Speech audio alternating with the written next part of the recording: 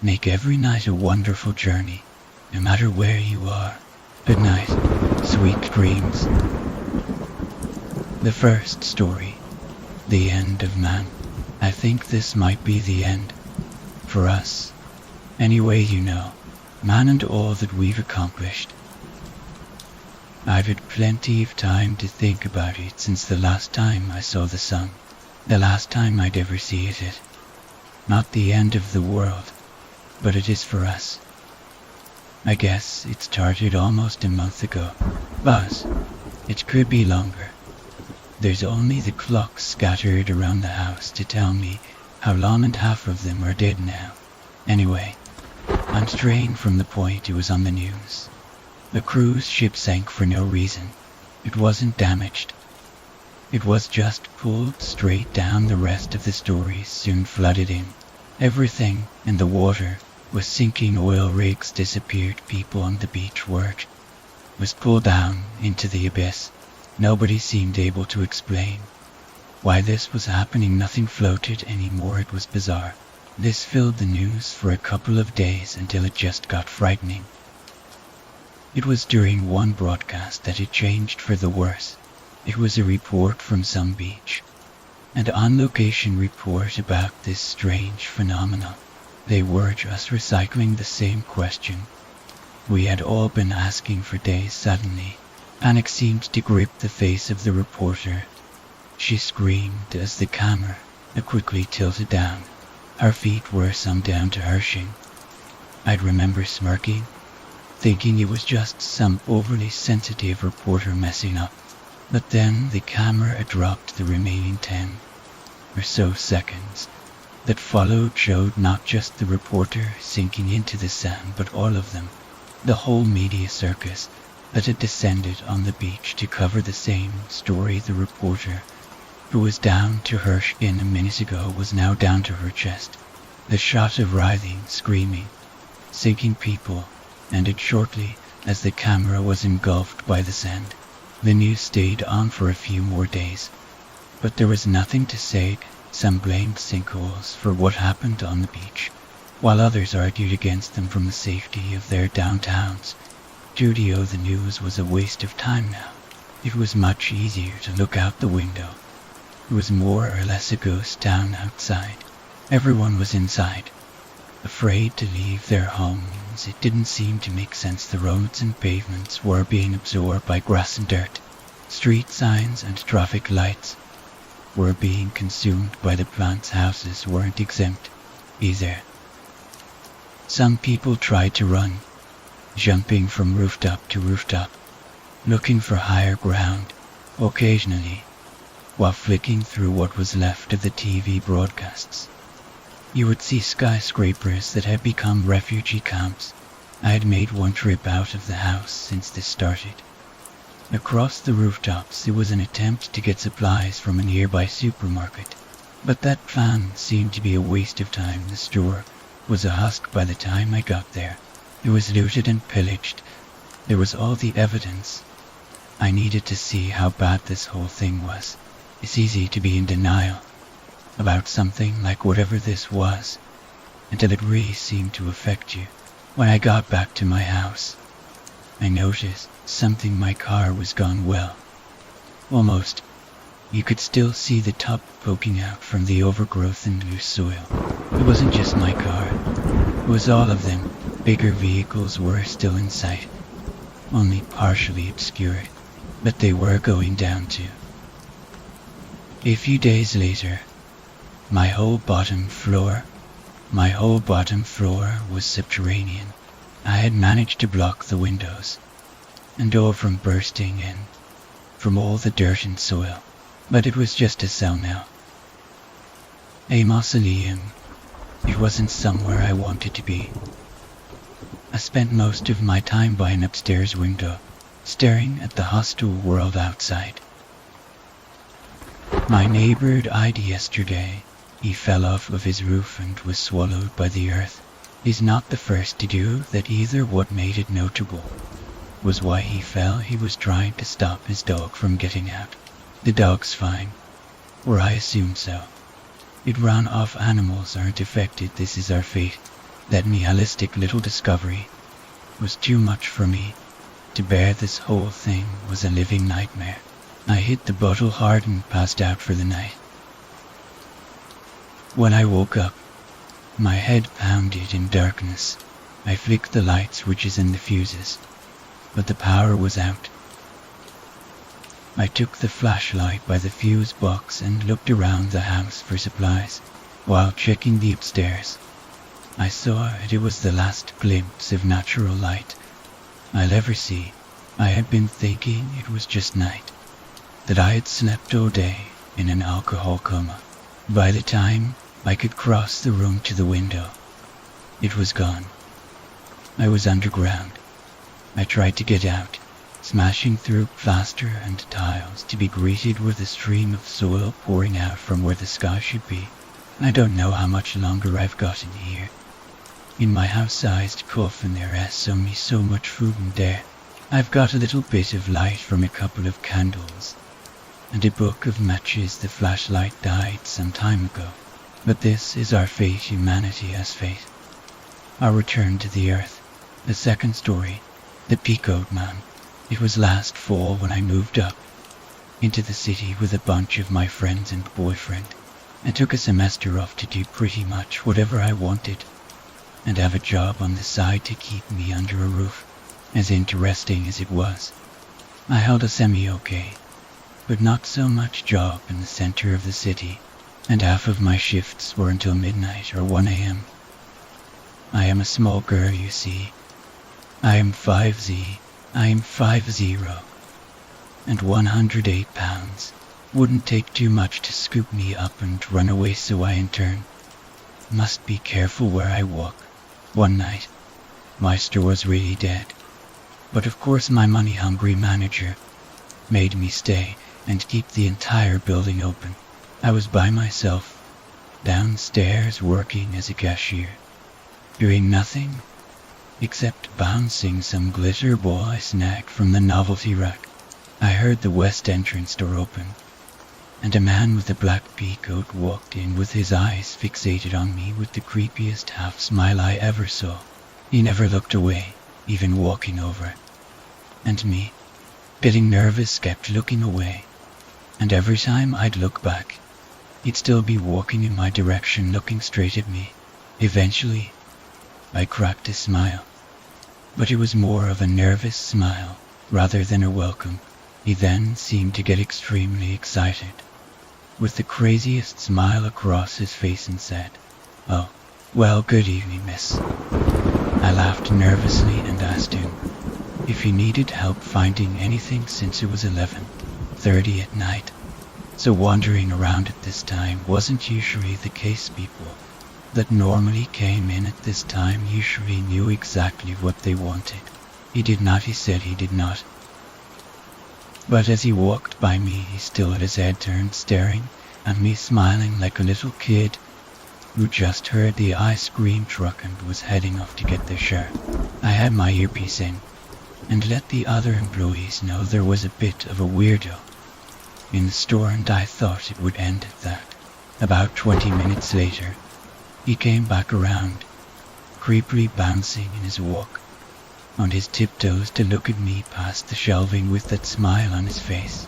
As I watched him literally skip over to my register, I felt kind of sick. Every so often he'd get a random creep, but this guy stuck out for some reason.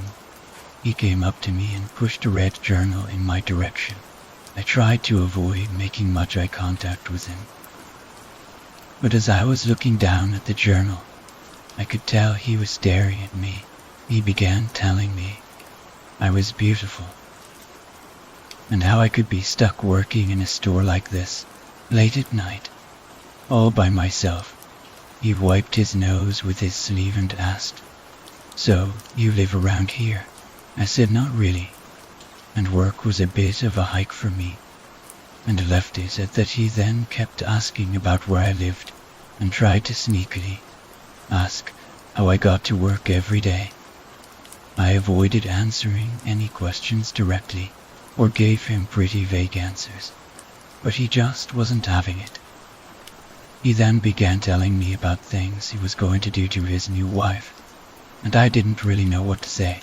I was all by myself. Eventually he left, and there had been a customer behind his shelf that had heard everything and asked if I was alright.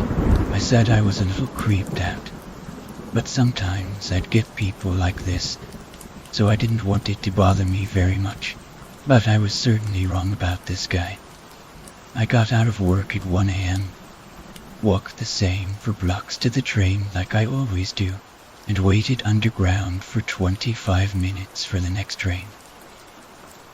I was all alone, with my oversized messenger bag and my phone in my hand. Nothing really seemed out of the usual, but I was always on my toes when I got out. But I got out. That lake was full of great people during the day. But as soon as the sun went down, it was like the zombies would come out. I told my roommates and boyfriend about the guy as soon as I got home, and that I had to get to bed since I had to work the next day. So anyway, whatever, I wake up really late, get all my shit together, and run out the door. I walked about 2 blocks to get to the train, and I realized that I had forgot my phone. I need never forget my phone. I fumbled through my purse, hoping it was just at the bottom somewhere, since it was black and so was the inside of my bag. I groaned and rolled my eyes, and when I looked up, I saw the man in the pea coat across the tracks looking at me. I was 6 miles away from work. Nobody would ever get on or off this stop unless they lived here. My stomach instantly dropped, and I began walking in the opposite direction towards the town line with streets full of people. Alrighty, well anyway, now I was kind of panicking, but I didn't really show it. I just kept walking. Where I was walking towards was a very well-lit area with little shops up and down the street. My favorite Halloween store was only around a 15-minute walk, so I thought I'd head there for the time being. Halfway through, I tripped on a lopsided sidewalk block. I didn't fall flat on my face or anything, but I did look up to see if anyone saw me. I looked across the street, and the peacoat man was there, but when I looked over, he turned around and was pretending to look for something with his back turned towards me, and at the time, I couldn't even think of what was the right thing to do. I was just nervous, and I had no phone. I got to the Halloween store and decided to stay in there for a while, and put a bunch of baskets together for my family back home when I went to visit them. Halloween is bigger in my family than Christmas. I was probably in there for about an hour and a half, and when I walked out, it was nearly dark. I turned the corner in which another train stop was, and the peacoat man was standing in front of the store reading a newspaper. Now I knew I was 100 in trouble. This had been a total of 2 hours now since I had left my house, and it occurred to me that I didn't contact work, and the way I had turned from the first train stop. There was NOWA why this guy just so happened to be going the same direction and be waiting the same amount of time outside each place. I ran into a drugstore and just looked around a little bit more. I looked at everyone shopping in there, and wonder should tell. For some reason I felt like if I told somebody what was happening, they wouldn't believe me or take me seriously. I just started thinking negatively while really starting to panic. I walked outside, and there again, across the street, was the man waiting on a bench looking straight at me. I started speeding up down the road, and noticed he was doing the same on the opposite side from the corner of my eye. He had that same smile he had the night before, and I let out a little yelp that I tried covering up, and my eyes started swelling up. I ran to the closest building I could find, and it was some sort of closed doctor's office. I shook the door handle, but it was locked. I saw somebody behind the counter, and I started banging on the windows, telling them to let me in, as I see the guy getting faster on the other side of the street, not that far down from me. Finally, I get the guy's attention, and he lets me in. I ran behind the desk and called 911, and through the blinds I could see the man standing there in front of the building. 2 minutes later the police come, and just like that the man is gone. The only way I could describe the man was that he had a black pickup. He was too generic looking. The first cop I talked to thought I was just some girl who probably met him at a bar while I'm pleading to get me out of there. And I'm not even old enough to step foot in a bar, nor do I even drink. I had never seen this man in my life, other than him coming into work the night before. I get into one of the cop cars, and he starts driving around in the opposite direction of the other cruisers that split up. We drove around, as did the other cruisers, and nobody of the description was seen. The cop lets me off at a stop and waits until the train comes so I can head to work a few hours late. I get on the train, and it was very obvious I had been crying. 15 minutes pass, and it's finally my stop. The Pico man was sitting on a bench on the outbound. I remember thinking, no fucking way is this happening. You've got to be serious. A good amount of people got off the train with me, and I wasn't sure if he was aware I got off the train. I knew there were only 2 options. He either had no idea I got off yet, or he watched as each car came in and was now pretending he didn't notice me, hoping he'd be dumb enough to just keep going. He looked up, turning his head slightly sideways, and just grinned at me, knowing exactly what he was doing, and also fully aware I knew what was going on again. In a panic, I didn't know what to do. I ran to the closest train possible, which wasn't even my line, and got on it anyway. I was the only one in the car, and I sat on the floor in the back by the stairs by myself and cried. Eventually I had to switch lines to get back home, and I did not see the man when I got off at my stop. I ran for my life up the street, hoping he wasn't already waiting for me, like he was the other 3 places. He was always a step ahead of me. I got home, and all the lights were off. I started pouting up the stairs when one of my roommates appeared out of the corner and said all the others, and Swerk had called hours before saying I never showed up. Anyway, skipping a bunch of dumb stuff, I still had work the next day. Regardless of being completely exhausted, I made sure I had my phone. I was walked to the train stop, and luckily my shift started midday. Work is fine. And then it got dark. The employee rotation made it my turn to be at the front of the store. About an hour in, the store's dead again, and there I am standing and bouncing that same stupid ball, blankly staring out the window. And who do I see meeting eyes with me all the way at the end of the street? The peacoat man. My mouth dropped as I watched him look inside to see there were other people working. He had that stupid fucking grin on his face, but shook his head as if he were saying, "You're lucky." I told one of the supervisors, and he said he wouldn't call the police if I weren't 100 sure.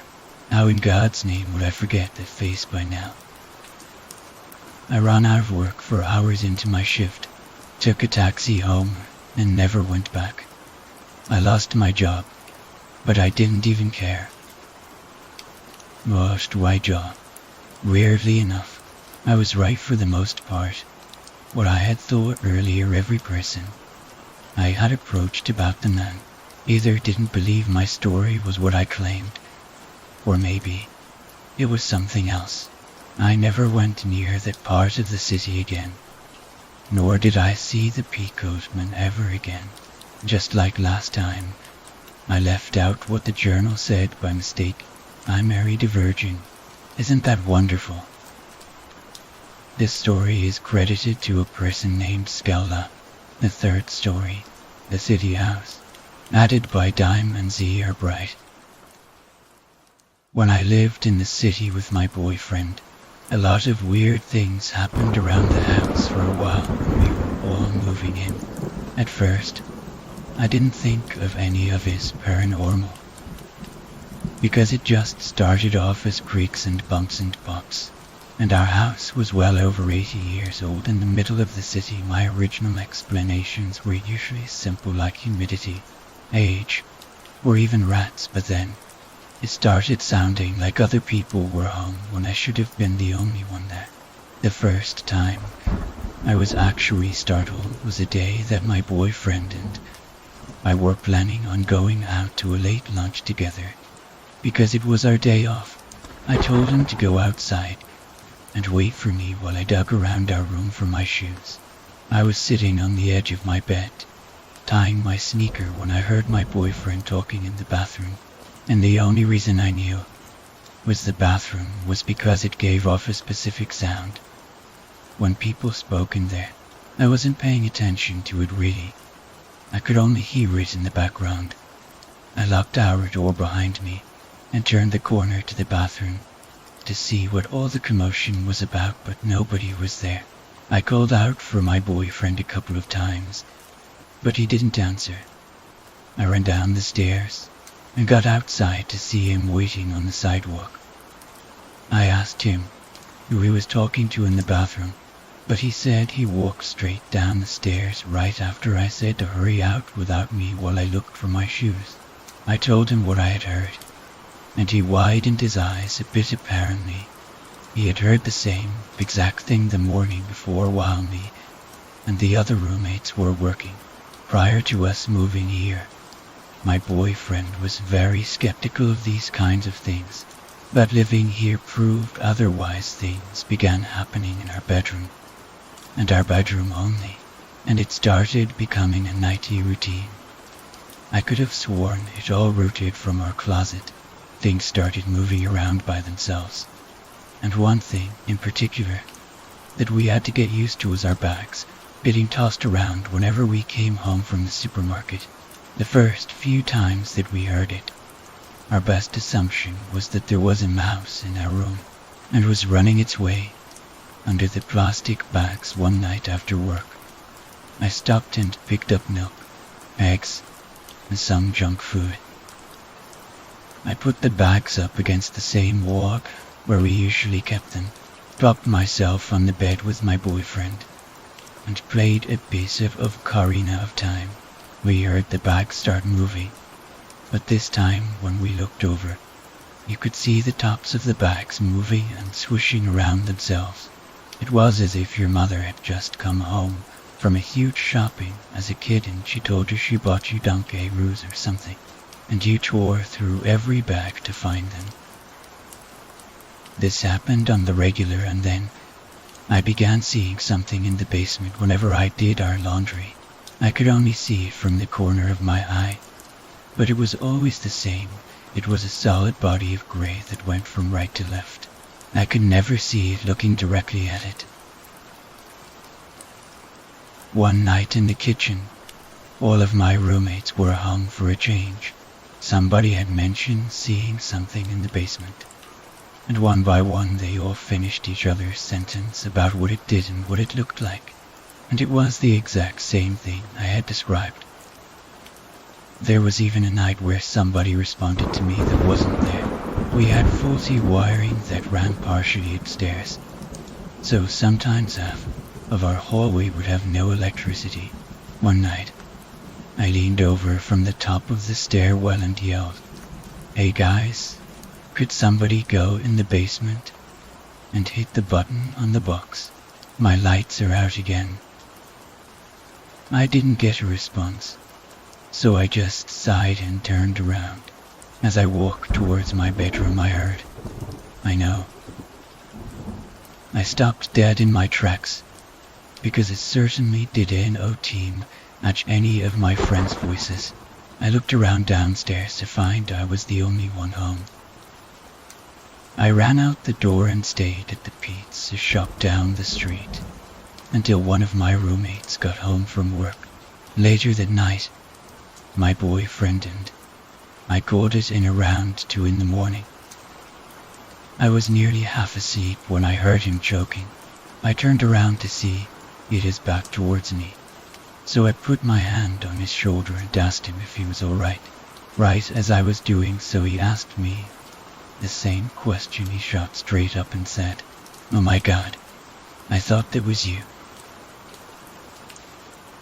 We ran out of our room and called out for one of our roommates, the one who didn't necessarily believe us. Whenever something happened, we had him come in our room for a while, because we said things were acting up. I turned the TV on, and 5 minutes later, my roommate stops drawing and drops his pencil and puts his arms in the air. I shit you not, you were right. He told me that while he was drawing, my scarf had caught his eye. It was hanging from the side of my bookcase, when he noticed it was suspended in the air horizontally, and didn't stop as soon as he looked at it. But like I said, things always seem to originate from my cloister closet. Didn't fit very well with the rest of the house. It was recently boarded up inside of it, and it didn't match the shape it should have been when you opened it. It was sealed kind of funny, and had random bolts. In it there was even a wall that was much closer than what should have been the end of my closet. Finally, we moved out of that bedroom. Too many sounds were bothering us, and I didn't want to deal with it anymore. When I would lie down to sleep, I couldn't relax. I was always waiting to hear something. Our once skeptical roommate took that bedroom while we moved into the one next to it. That day, it was just us three, my boyfriend, the roommate, and myself. Throughout the day, we were both finishing up putting our rooms together and putting our art and posters up. Our roommate lined his walls with his beloved movie posters, and it looked fantastic. He locked his door and hung out with us for a little while. When he went back to open his door, I was in the bathroom ironing my hair when I heard him say, "What the fuck?" Who was in my room. All of his posters had been taken off the walls and were placed neatly on top of each other on his bed, with all of the tacks in a pile. Before everyone went to bed that night, I could hear my roommate saying that whatever was in his room needed to leave, because it wasn't welcome there anymore. My boyfriend and I looked at each other sort of in a worried way, but weirdly happy at the same time, only because we were glad our people were experiencing these things too. There were a couple of ugly fights in the new bedroom we had, and sometimes when it was just me alone, I would cry and call my mother and tell her how much I wanted to come back home. There was a night I called home, and while speaking to my mother, I sobbed with my face buried in the opposite hand of me holding my phone. I said, "Mom, I just can't do this anymore. I want to come home and never come back to this place."